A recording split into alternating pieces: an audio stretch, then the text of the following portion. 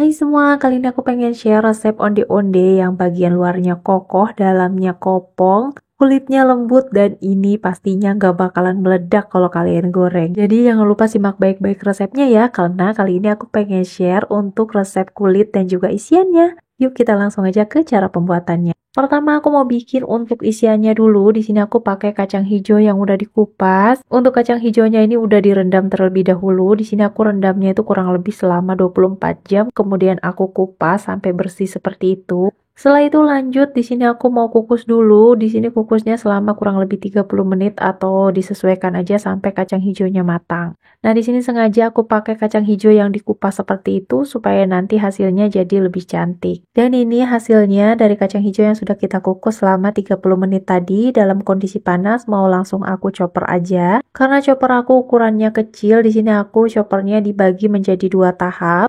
Yang pertama di sini aku campurkan kacang hijau, gula pasir, dan juga air. Kemudian dicoper sampai benar-benar halus. Setelah itu tuangkan ke atas panci bersih. Oh iya, by the way jangan salfok sama kakinya anak aku ya. Karena dia itu emang super kepo banget kalau aku lagi ngerjain sesuatu pasti pengen ikutan lihat. Nah, untuk yang tahap kedua di sini aku campurkan kacang hijau, garam, dan juga santan instan. Kemudian ini dicoper lagi sampai benar-benar halus, kemudian tuangkan kembali ke atas panci. Kemudian ini diaduk-aduk sampai semuanya itu tercampur rata. Teksturnya itu emang padat, tapi ini tenang aja nggak akan susah saat diaduk. Kemudian masak di atas kompor menggunakan api yang sedang. Ini jangan lupa terus diaduk karena kalau nggak diaduk-aduk dia bakalan gosong dan baunya itu nggak enak teman-teman. Setelah sedikit mengering ini tinggal diangkat dan didinginkan. Kalau udah dingin ini tinggal dibentuk-bentuk aja sesuai selera. Oh ya, untuk isian kacang hijau ini selain untuk isian onde-onde bisa untuk isian bakpia, bisa juga untuk isian kue gandasturi. Sedikit tips supaya isiannya ini tidak cepat basi karena tadi kita pakai santan, sebaiknya dimasak agak sedikit lama sampai dia sedikit mengering gitu guys. Cuma nggak usah terlalu kering banget karena nanti dia bakalan ambiar saat dibentuk seperti ini. Nah, ini udah selesai aku bentuk-bentuk, lanjut aku mau bikin untuk kulitnya. Untuk bahan kulitnya di sini aku masukkan tepung ketan, kemudian di sini aku mau campurkan dengan ubi ungu.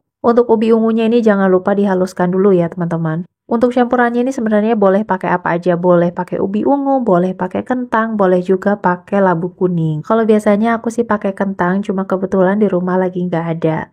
Kemudian ini aku mau tambahkan sedikit garam dan juga di sini aku mau tambahkan gula pasir supaya rasanya itu lebih balance. Lalu kita masukkan minyak goreng dan juga terakhir di sini aku mau masukkan air panas. Untuk air panasnya ini nggak perlu yang mendidih, yang penting dia tuh panas aja supaya nanti adonannya itu jadi lebih licin dan dia lebih cepat kalis. Sebenarnya pakai air biasa juga bisa, cuma menurut aku lebih oke kalau kita pakai air panas aja. Oh iya, karena warna dari ubi ungunya ini kurang keluar, jadi aku tambahkan pasta taro supaya warnanya itu jadi lebih cakep gitu.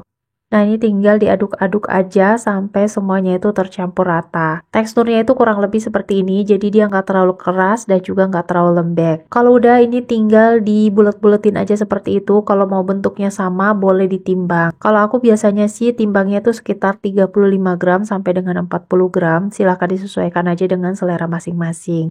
Lanjut, ambil satu buah adonan, kemudian dipipihkan, lalu berikan isian. Rapatkan adonan sebelum dibulat-bulatkan supaya tidak ada yang bocor saat digoreng nanti. Lanjut, ini tinggal dibulat-bulatkan seperti itu. Jangan lupa sampai permukaannya ini benar-benar mulus ya teman-teman, supaya dia nggak bocor. Nah, ini udah selesai aku bentuk bulat-bulat. Di sini aku mau siapkan juga untuk air pencelupnya. Di sini aku pakai air biasa. Dan ini untuk wijennya aku pakai wijen putih yang udah dikupas supaya warnanya cantik dan rasanya lebih enak. Sebelum di-coating dengan wijen, di sini untuk adonan onde-ondenya mau aku celupin dulu ke dalam air. Untuk celupinnya ini nggak perlu terlalu lama, cukup sebentar aja, kemudian langsung diangkat dan digulingkan ke atas wijennya. Ini berfungsi supaya wijennya itu menempel sempurna dan dia nggak rontok saat digoreng. Sebenarnya ada cara lain juga, yaitu wijennya itu dibasahi dulu. Jadi nanti untuk adonan onde-ondenya nggak perlu dicelupin satu persatu, tinggal digulingkan aja langsung ke atas wijennya. Cuma kalau aku lebih suka pakai cara yang seperti ini. Dan terakhir biasanya sebelum aku angkat di sini untuk adonan onde-ondenya aku bulet-buletin seperti itu supaya wijennya menempel lebih sempurna.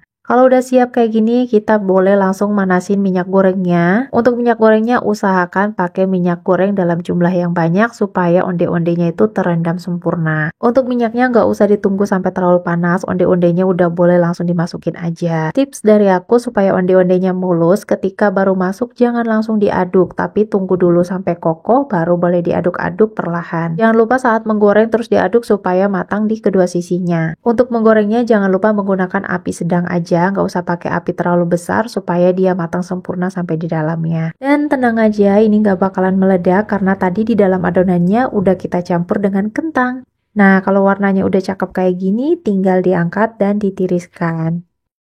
Nah, onde-onde ubi ungunya udah jadi. Ini warnanya cantik banget dan ini bulatnya sempurna. Untuk kulitnya ini bener-bener kokoh. Wijennya juga yang rontok cuma sedikit banget. Ini kalau diguncang-guncangkan dia bakalan bunyi guys, karena itu dia di dalamnya itu kopong. Di sini aku mau coba belah supaya teman-teman tuh bisa lihat di bagian dalamnya itu seperti apa. Oh iya, teman-teman tahu nggak sih salah satu kunci keberhasilan kita bikin onde-onde itu kalau bagian dalamnya itu kopong. Nah, kurang lebih tampilannya seperti ini. Selain tampilannya yang cantik, ini tuh rasanya enak banget, guys. Nah, gimana gampang banget kan bikinnya? Jangan lupa cobain ya. Happy cooking!